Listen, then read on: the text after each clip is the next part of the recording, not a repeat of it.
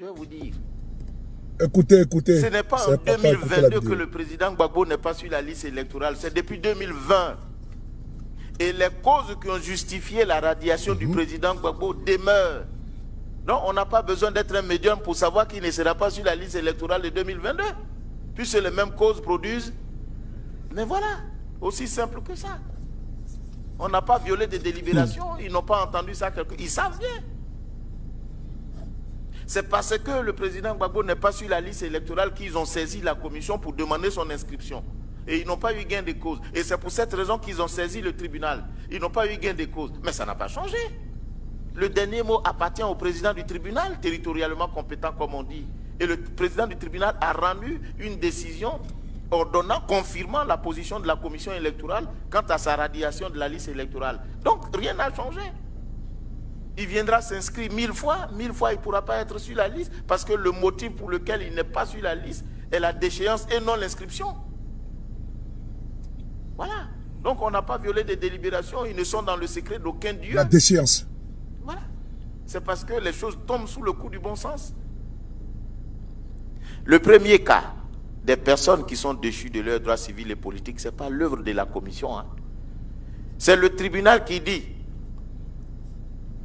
ayant statué publiquement contradictoirement à l'égard de telles personnes, vous êtes condamné à une peine d'emprisonnement tant et vous êtes déchu de vos droits civils et politiques. Et nous, la conséquence de ça, c'est de sortir la personne. Ce n'est même pas un choix pour la commission électorale indépendante, c'est un impératif. C'est ça la particularité du premier cas. Ceux qui sont déchus de leurs droits civils et politiques, ce n'est pas une alternative que le droit nous donne. Il faut les sortir de la liste électorale. L'article 4 qui le dit. Le rétablissement immédiat du droit de vote du président Laurent Gbagbo en l'inscrivant sur la liste électorale conformément à la décision de la Cour africaine des droits de l'homme du 25 septembre 2020. Rend le gouvernement entièrement responsable des risques de troubles que la décision de rejet d'institution du président Laurent Gbagbo fait courir au pays. Attire avec insistance l'attention des partenaires au développement, communauté internationale, sur les violations des droits élémentaires du président Laurent Gbagbo et toutes les formes de dérives dont lui et son parti sont victimes de la part du gouvernement ivoirien. Informe ses militantes et militants, sympathisantes et sympathisants, et l'ensemble de la population, que les instances du parti vont se réunir incessamment pour dégager des actions en guise de réponse à cette provocation.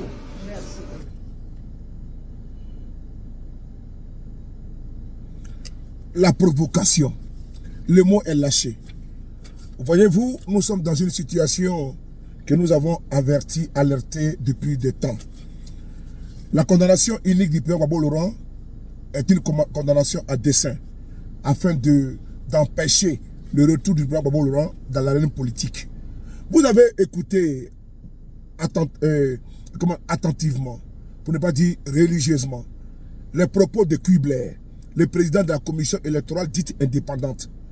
Mais ce monsieur, c'est pas lui le problème. Lui, il est militant du RHDP d'abord de 1. Deuxième, il a été nommé par eux. Tertio, il est en mission pour le RHDP.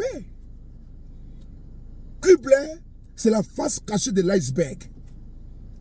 Guy Blair, c'est le bras séculier du RHDP au sein de la commission électorale dite indépendante. N'est-ce pas cette même commission électorale dite indépendante qui a validé l'élection d'un certain Adama Bitogo à Agboville? Est-ce que vous vous en souvenez? N'est-ce pas? Cette même commission électorale dite indépendante et cette même cour constitutionnelle à la solde du RHDP, puisque les personnes qui y sont comme président sont les supplétifs du RHDP. Qu'est-ce qui étonne? Qu'est-ce qui vous étonne? Mon frère qui me regarde, ma soeur qui m'écoute, qu'est-ce qui t'étonne? Qu'est-ce qui t'étonne dans cette décision de la cour, de la commission électorale indépendante? Qu'est-ce qui peut bien t'étonner? Mais c'est les conséquences de la justice ivoirienne qui a utilisé à dessein pour s'en prendre pour traquer les opposants. C'est le résultat de la condamnation de Pierre Gbagbo Laurent, une condamnation unique à 20 ans de prison pour une pseudo-casse de BCAO. Ouattara l'a fait à dessein. Mon frère qui me regarde, qu'est-ce que tu ne comprends pas? La commission électorale dite indépendante, mais c'est des supplétifs du RDR qui ne font qu'appliquer et dérouler leur plan commun qu'ils ont mis en place, leur plan de captation et de braquage du pouvoir.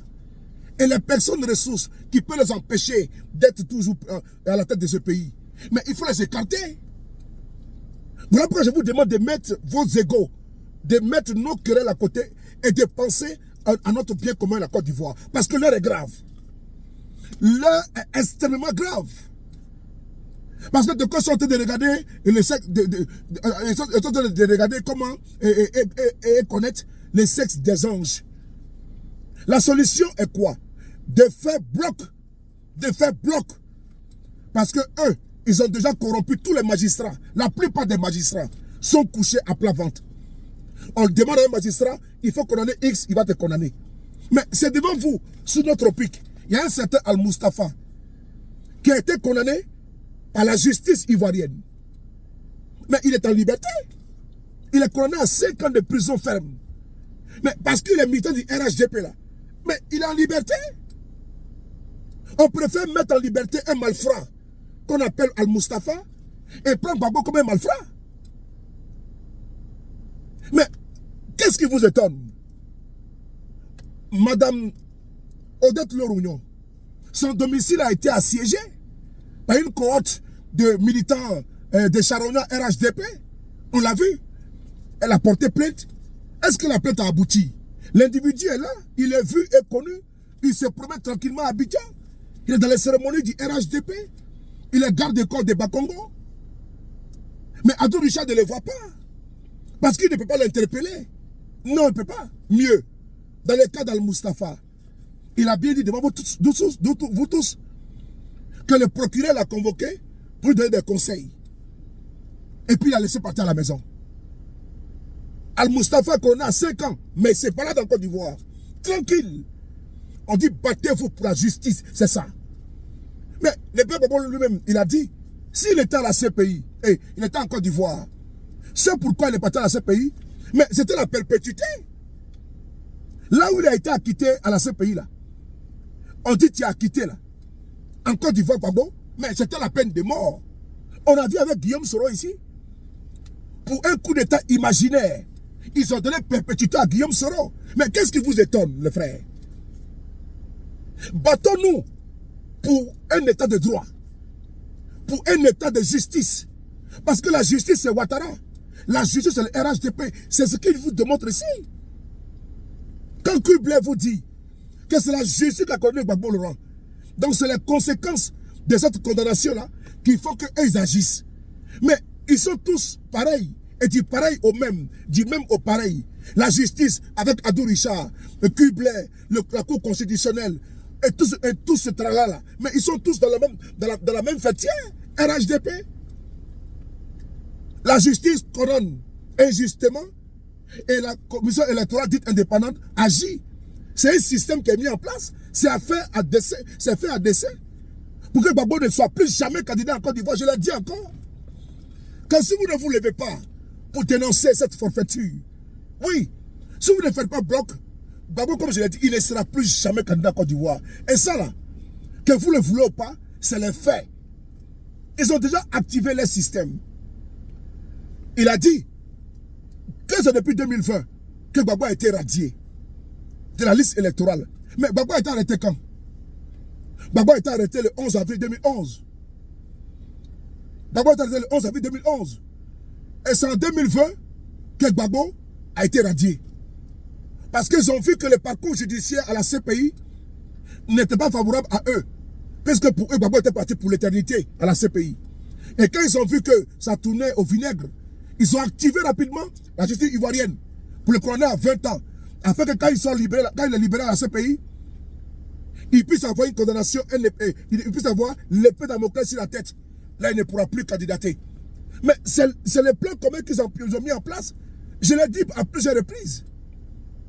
Et aujourd'hui, je vois certains qui sont étonnés. Mais ne soyez pas étonnés. Ouattara n'est pas prêt. Là où Gbagbo a permis à Ouattara d'être candidat à Côte d'Ivoire, Ouattara n'est pas prêt que Gbagbo soit candidat à Côte d'Ivoire. C'est Gbagbo qui a pris l'article 48, fait de Ouattara un candidat à titre exceptionnel. Ouattara ne le fera jamais pour Gbagbo Laurent. Ouattara était un revanchard. Ouattara a la haine de Gbagbo Laurent depuis longtemps.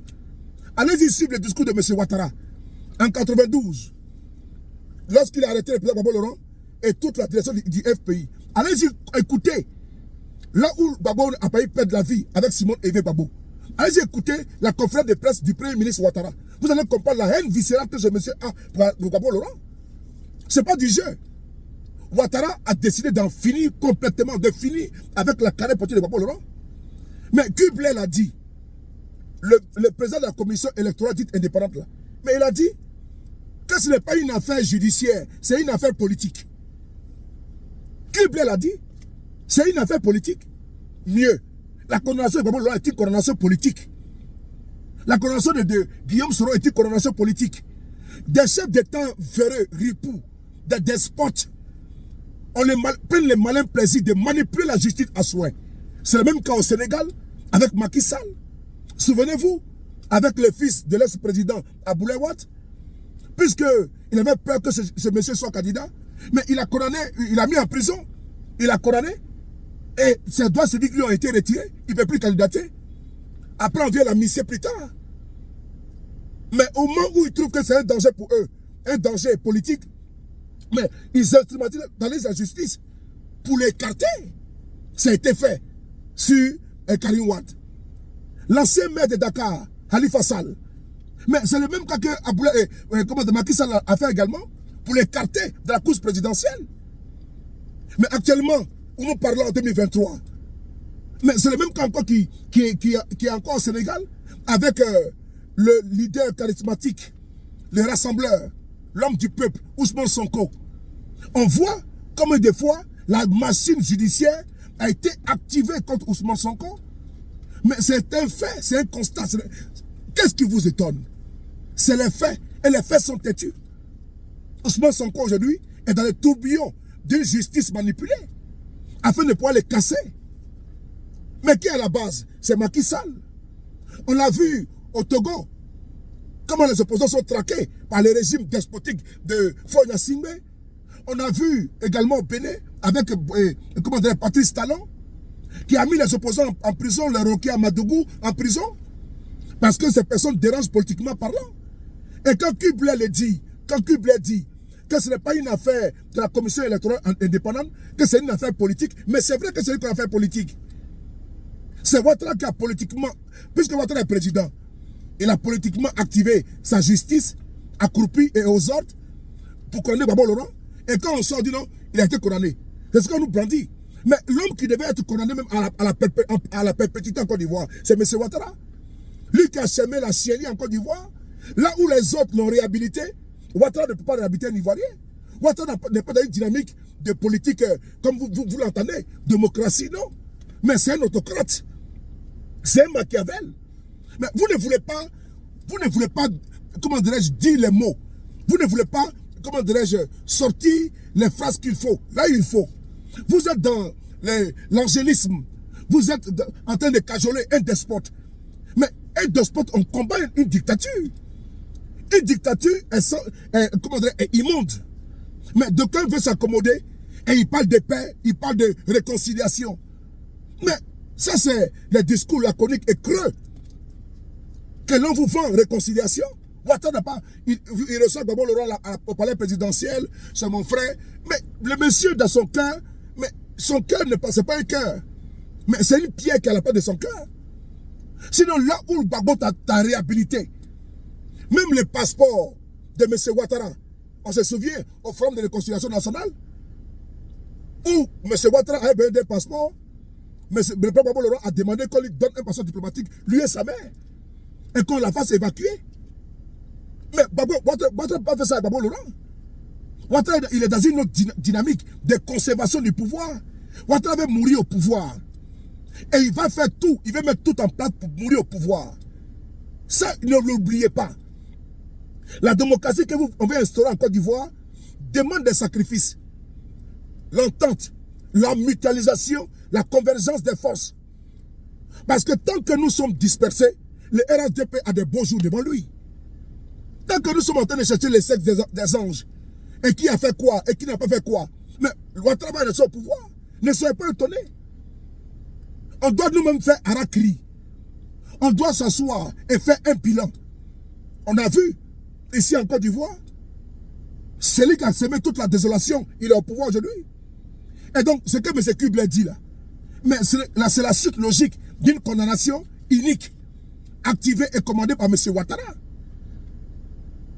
Il a dit dans son discours qu'on n'a pas besoin d'un médium pour savoir que Gbagbo ne sera pas sur la liste électorale. Mais il a raison. On n'a pas besoin aussi d'un médium pour savoir que c'est Ouattara qui est à la base de ça. On n'a pas besoin aussi d'un médium pour savoir que c'est une condamnation unique. C'est une condamnation politique. On n'a pas besoin d'un médium également pour savoir que Gbagbo est victime du système RHDP.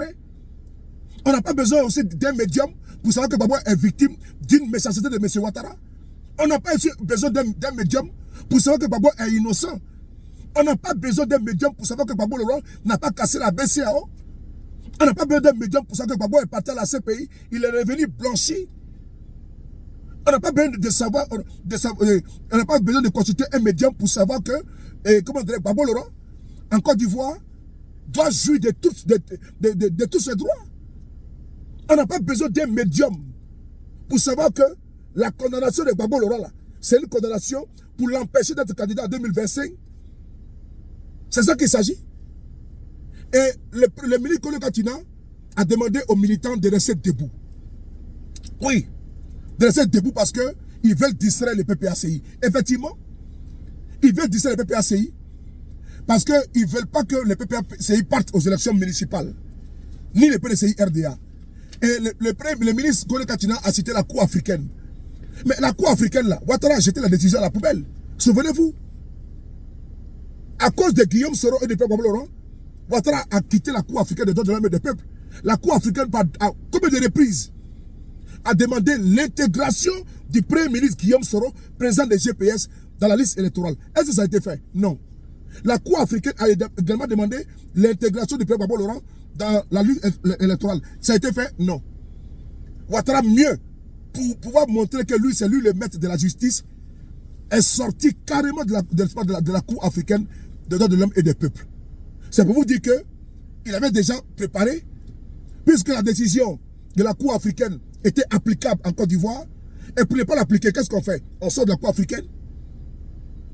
Parce qu'il a envoyé ses avocats à la Cour africaine pour aller défendre la cause.